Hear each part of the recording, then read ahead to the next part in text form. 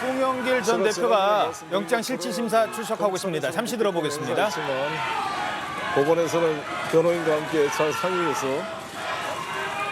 겸손하고 성실하게 잘 소명하도록 하겠습니다. 네, 처벌 피하기 위해서 캠프 관계자들을 회유하려고 했다라는 시선도 있습니다. 여기에 대해서 한 말씀 부탁드립니다. 저희도 말할 텐데 분명히 말씀드리고 싶은 것은 검찰은 압수수색 영장 권한을 가지고 제 주변을 100여 명이 넘는 사람을 압수수색하고 그런 과정에서 사람이 죽기도 하고 이런 강압적 수사를 하는 검찰에 맞서서 저 피의자로서의 정당한 방어권을 행사하는 것입니다. 한동훈 장관은 자기 비번을 안 가르쳐 줄 뿐만 아니라 핸드폰을 압수하려고 하는 정진웅 검사를 몸으로 저지해서 오히려 정진웅 검사를 독직 폭행으로 고소한 사람들이 한동훈 검사 아닙니까? 그것만 지적하겠습니다. 김영건 씨랑 이성만 의원으로부터 아니 부에서 구체적 사실에 대해서는 법정에서 말씀드리도록 하겠습니다. 검찰이 불법 정치자금 8억 5천만 원 수수했다고 보는데 여기에 대해서 한 말씀 부탁드리겠습니다. 그건 이미 다 해명을 했잖아요. 알고 계시잖아요. 이것은 제가 받은 게 아니고 평화와 먹고 사는 문제 연구소의 법인의 공식적 후원 계좌로 들어온 금액이 공식적으로 다 지출됐고 투명하게 다 보고된 사안입니다. 4월 달에 검찰이 이미 압수수색에서 다 가지고 있던 자료를 돈봉투가 잘 입증이 안 되니까 별건으로 수사한 것으로 그렇게 잘 해명이 될 것입니다. 네, 의원들과 지역본부장에게 돈봉투 살포되는 아니 그 구체적 사실은 법정에서 그런 이야기는 한다니까. 예. 감사합니다. 파리에서 귀국할 때 핸드폰 교체하시려면 혹시 왜 그러셨는지. 아니 제가 지역본부장이 살포된 연봉 10만 원 출처에 대해서는 네, 기자들의 질문이 이어지고 있습니다. 지금 10시에 영장실질심사 시작하는데 미리 출석을 하는 장면입니다. 오늘도 그냥 들어가지는 않았습니다. 거론하고 싶었던 이름이 있었는데 한동훈 장관 얘기를 계속 꺼냈습니다. 그러자 기자들이 그다음은 이정근은요, 이성만은요, 녹취에 나온 사람들 이런 분 물어보니까 아예 그 얘기는 나중에 하고 라고 하면서 법정에 들어가서 얘기하겠다고 했습니다. 자, 앞서 이 막말 논란 이런 얘기했던 분들, 최강욱 의원, 민영배 의원 이런 분들 얘기를 쭉 이어가다가 지금 갑자기 이쪽으로 넘어왔는데 결국은 민주당의 총선 앞둔 사법 리스크 중에 한 사람이라는 겁니다. 이 맥락도 같이 짚어보죠.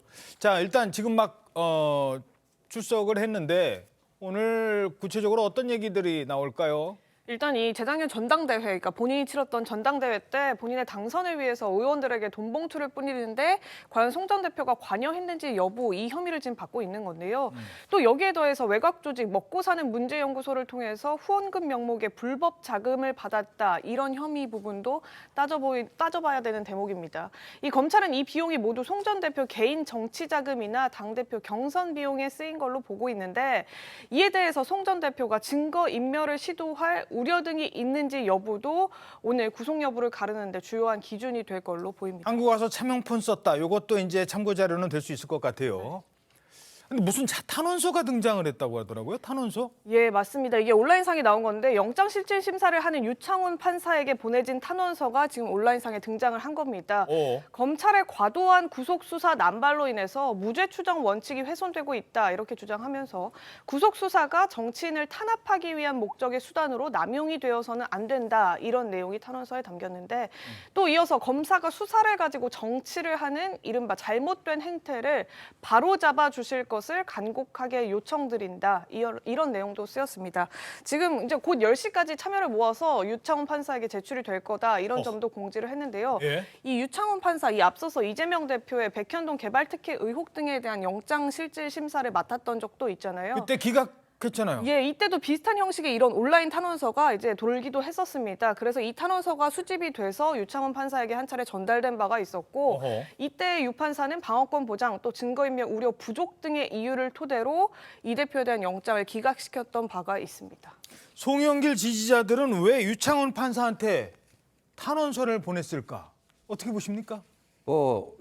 이재명 구속영장 기각 한 번 했던 것처럼 예. 한 번 더 좀 마음을 써달라. 그런 거 아니겠습니까? 예. 참, 어떻게 보십니까? 그렇게 이어질까요? 저는 근데요, 유창훈 부장판사가요, 아마 그런 고민이 있을 겁니다. 이것까지 영장 기각하기에는 여러 가지 부담이 있을 거고요. 그다음에 송영길 전 대표는 현역 의원이 아니잖아요. 영장 요번에 뭐 혹시라도 기각되면은 또 보안 수사 후에 재청구해갖고 다른 판사가 영장 발부해주면 유창훈이라는 사람은 이제 그걸로서 완전히 정치 판사가 돼버리는 그런 좀 딜레마가 있지 않겠나 보여집니다. 예. 아니 뿐만 아니고 사실은 이 사건과 관련해서 여러 명이 다 구속돼 있는데 그 최정점에 있는 사람이 송영길 전 대표입니다. 그렇죠? 예. 거기에다가 이정근 전 부총장 그 녹음 파일에 보면 송영길 전 대표가 알았다, 뭐 영길이 형이 뭐 했다, 뭐 이런 것들이 굉장히 많이 나옵니다.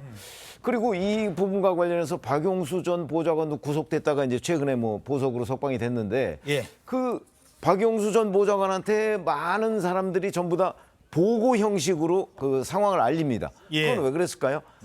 대표의 보좌관이기 때문에 그런 거 아니겠어요? 그런 점을 본다면 만약에 여기서 영장을 기각하면 그러면 실무적인 집행자들은 다 구속영장이 발부가 됐는데 예. 그걸 총지휘했을 것으로 강력하게 의심이 드는, 그리고 그런 일부 정황 증거도 나온 사람은 불구속한다, 이런 얘기가 되는 거죠. 그러면 그건 스스로 법원의 신뢰를 떨어뜨리는 거다, 이렇게 생각합니다. 아, 그렇죠. 누구는 이미 구속됐는데 그 정점에 있는 사람은 구속이 안 된다. 이 부분에 대한 논란이 있을 수 있다는 겁니다.